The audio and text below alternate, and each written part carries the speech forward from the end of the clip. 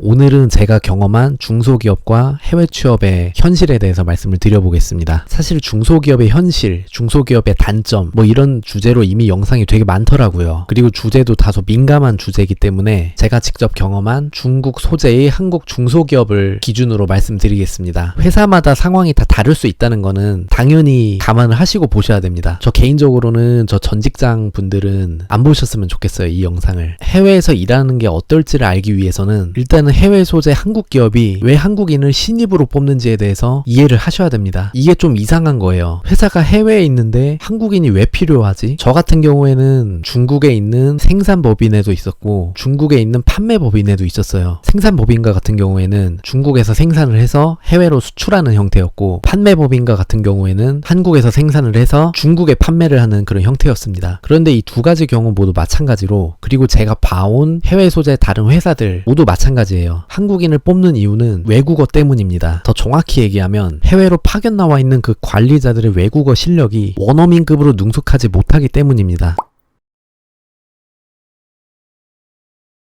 생산법인을 운영하든 판매법인을 운영하든 중국인과의 커뮤니케이션은 필수 요건이죠. 만약에 중국어가 능통하지 않다라고 하면 전체적으로 업무의 효율이 떨어지고 모든 업무가 힘에 부치게 됩니다. 이게 잘못됐다는 게 아니고 매우 당연한 현상이죠. 그래서 이러한 현상을 해결하기 위해서 대기업과 같은 경우에는 전문 통번역가를 고용을 해서 기술자에게 붙여주는 경우가 많아요. 혹은 외국어가 가능한 경력직을 채용을 해서 외국어 장벽으로 인한 그 업무 부하를 해결하려고 노력합니다. 중소기업과 같은 경우에는 외국어가 가능한 신입을 채용해서 저비용으로 외국어 장벽과 업무 부하를 동시에 해결하려고 합니다. 물론 회사 입장에서는 최저 비용에 최고 효율을 추구하는 매우 자연스러운 의사결정이죠. 문제는 신입사원 입장에서는 이게 전혀 자연스럽지 않다는 거예요. 직장 상사가 외국어가 능숙지 못할 경우에는 극단적인 예로 물 한 병까지 대신 사다 줘야 될 수도 있습니다. 때로는 신입사원으로서, 때로는 통번역가로서, 때로는 여행 가이드로서 고군분투하다 보면 워라벨은 꿈도 꿀 수가 없죠. 해외에서 일을 할 때는 외국어가 반이라고 할 수 있어요. 외국어를 할 수 있어야지만 실무가 가능합니다. 다시 말하면 외국어가 가능한 사람에게 모든 업무가 쏠리게 돼 있어요. 동료든 고객이든 협력사든 중국인들은 중국어를 못하는 사람을 상대하지 않아요. 중국어를 할 줄 아는 사람만 찾고 그 사람에게 업무가 편중됩니다. 회사 입장에서도 어차피 애초에 실무와 통번역을 동시에 해결하려고 사람을 채용한 것이기 때문에 이렇게 업무가 편중되는 거를 딱히 바로잡으려고 하지 않습니다. 바로잡을 수도 없고요. 결국에는 업무 과중으로 번아웃에 이르게 되죠. 그런데 사실 여기까지는 해외 취업을 생각하시는 분이라면 어느 정도 감안을 하셨을 거예요. 해외에서 일을 하니까 당연히 외국어를 잘해야 되고 많이 써야 되겠죠. 어떻게 생각하면 당연한 걸 수도 있어요. 그런데 이런 외국어뿐만 아니고 한국인을 신입으로 채용하는 이유가 또 하나 있습니다. 해외 현지에서, 특히 중국에서 한국 기업에 채용이 되는 신입들의 포지션은 대부분 중간 관리자일 거예요.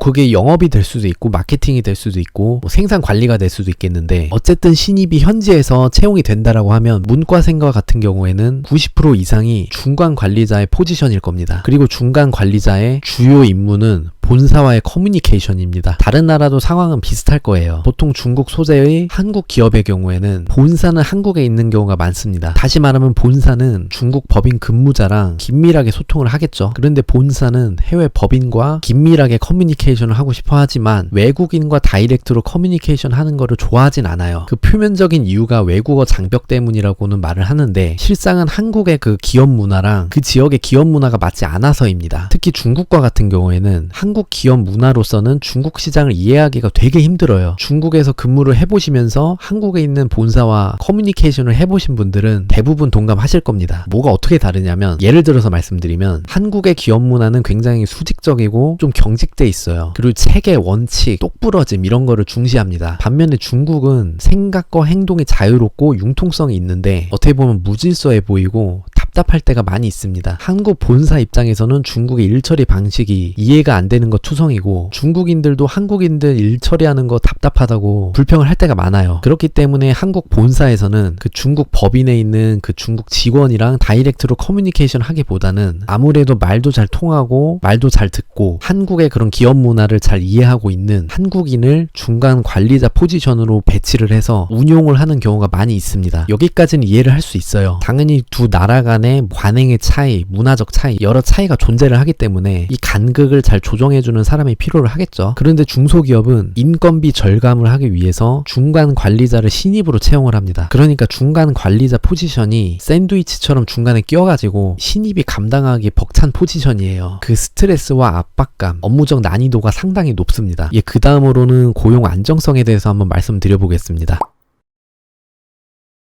제 예전 1-3번 영상에서도 말씀을 드렸는데 제가 중국의 생산 법인에서 근무를 하던 시기였는데 섬유를 만드는 공장이었어요. 각 공정마다 한국인 팀장님이 계셨었는데 이미 10년 이상씩 근무를 하신 베테랑들이셨죠. 그런데 어느 날 본사에서 회사 경영이 어렵다는 이유로 외부 인사를 한 명 스카우트 해오더니 이 팀장들을 다 잘라버려요. 5명인가를 하루아침에 그냥 다 잘라버립니다. 당시 저는 신입이었기 때문에 돌아가는 속사정도 잘 몰랐고 노동법도 잘 몰랐지만 뭔가 잘못됐다는 건 알 수 있었죠. 국내에서는 정규직이던 비정규직이던 알바던 노동계약서를 작성하고 법의 보호를 받습니다. 그 대상이 대한민국 국민이라고 한다면 이론상으로는 노동법의 효력이 세계 어디나 효력을 미칩니다. 그런데 실질적으로는 해외에서까지 법의 보호를 받기가 굉장히 어려워요. 특히 현지 채용일 경우에는 한국이라면 중소기업도 당연히 갖춰놨어야 할 그런 행정적 절차도 잘 해놓지 않는 경우가 부지기수입니다. 노동부 공무원들이 해외까지 나와가지고 그런 서류들을 체크하고 이런다는 게 현실적으로 불가능하죠. 그나마 다행인 것은 신입 입장에서는 하루아침에 잘린다 이런 걱정은 안 하셔도 돼요. 신입을 자를 정도로 경영 상태가 안 좋다라고 하면 애초부터 뽑지를 않았겠죠. 다만 연차가 올라가고 나의 퍼포먼스가 회사의 기대치를 밑돈다고 할 때 언제든 잘릴 위험에 처해 있는 게 바로 중소기업 현지 채용의 현실입니다. 주재원과 현지 채용 간의 차별도 존재합니다. 회사마다 다 다르겠지만 이전에도 제가 영상을 만든 적은 있는데 간단하게 말씀드리자면 주재원은 한국에서 파견을 보내는 것이기 때문에 기존 급여 플러스 알파로 주재원비가 추가 지급됩니다. 반면에 현지 채용과 같은 경우에는 이미 현지에 나와 있는 사람을 채용하는 것이기 때문에 한국 본사와는 다른 기준으로 급여 및 복지를 책정합니다. 다시 말하면 더 저렴한 비용으로 사람을 고용하는 거죠. 승진 같은 경우에도 본사에서 파견돼 나온 사람이 본사에 있는 그런 결정권을 갖고 있는 인사팀이나 임원들과 친하죠. 해외에서 채용이 된 사람은 본사 사람을 만날 일이 크게 없어요. 그래서 승진해서 미끄러지는 경우도 많이 있고 미끄러진다고 하기보다는 기준점 자체가 다를 수 있습니다. 현지 채용에도 장점은 있는데 주재원보다는 업무 강도나 스트레스 압박감이 좀 적다는 거예요. 급여나 대우 조건이 다르니까 업무량도 달라야 되는 건 당연한 거죠. 그런데 어쨌든 회사마다 다 다르고 모두 자기 하기 나름이기 때문에 시작부터 현지 채용이라고 기죽을 필요는 없습니다. 현지 채용 인원을 특수 인력이라고 인정해주고 더 능력 있다고 대우를 해주는 그런 케이스도 보긴 봤어요. 거의 없지만. 그리고 회사에서 나를 현지 채용이라고 차별을 한다든지 대우를 해주지 않는다 그러면 내 능력을 키워서 나를 대우해주는 더 좋은 회사로 이직을 하면 됩니다. 그렇게 생각하시는 게 편해요. 결론을 말씀드리자면 해외 취업으로 대기업을 가는 거는 국내 대기업보다 더 어려울 수도 있어요. 왜냐면 외국어라는 요인이 가미되기 때문에. 반면에 중소기업이라고 한다면 해외라고 할지라도 취업이 쉽습니다. 하지만 여기에는 해외 소재 중소기업만의 열악함이 존재합니다. 그럼에도 불구하고 왜 해외 취업을 해야 되냐? 나의 능력을 키울 수 있는 좋은 기회이기 때문이에요. 일단 나 자신이 능력을 갖춘다면 대기업이든 헤드헌터든 한국에 돌아와서 재취업을 하든 중고 신입을 하든 여러 방법을 모색할 수가 있습니다. 다만 여기서 중요한 건 제가 1-3번 영상에서 말씀드린 것처럼 적절한 타이밍에 빠져나오셔야 돼요. 안주하시면 안 됩니다. 또 하나 말씀드리고 싶은 거는 중소기업이든 대기업이든 현지 채용으로 입사를 하시잖아요. 이 회사에 뼈를 묻고 충성을 다하겠다는 그런 마음가짐보다는 나의 목표를 실현하기 위한 중간 성장의 과정으로 생각하시는 게 좋습니다. 근무를 하면서도 끊임없이 부업, 창업, 이직, 다른 여러 가능성을 같이 탐색하셔야 됩니다. 만약에 지금 내가 하고 있는 일이 비전이 있는 일이라고 한다면 제가 좀 전에 말씀드린 그런 열악함, 당장은 일이 고되고 벅차더라도 참고 버티는 그런 인고의 시간이 필요합니다. 그리고 추가로 말씀드리자면 중소기업에서는 회사의 중역으로 성장하는 게 비교적 수월합니다. 물론 대기업이랑 비교를 해볼 때 수월하다는 거예요. 오늘 영상 내용은 정말 그 상황에서 개고생을 해봤어야지만 말을 할 수 있는 그런 내용들이었는데 몇 년간의 고민을 갈아 넣어서 만든 영상이니까 저와 비슷한 길을 가려고 하시는 분들께 조금이라도 참고가 되었으면 좋겠습니다. 오늘 내용이 좀 무겁고 암울했는데 분위기를 좀 전환해서 다음 시간에는 문과생이 갖고 있는 강점에 대해서 말을 해볼게요. 저도 계속 제조업체에서 일을 하면서 나름 이과생의 회사를 다녔는데 거기서 느낀 문과생으로서의 강점이 있어요. 다음 영상에서는 이에 대해서 한번 얘기를 해보겠습니다.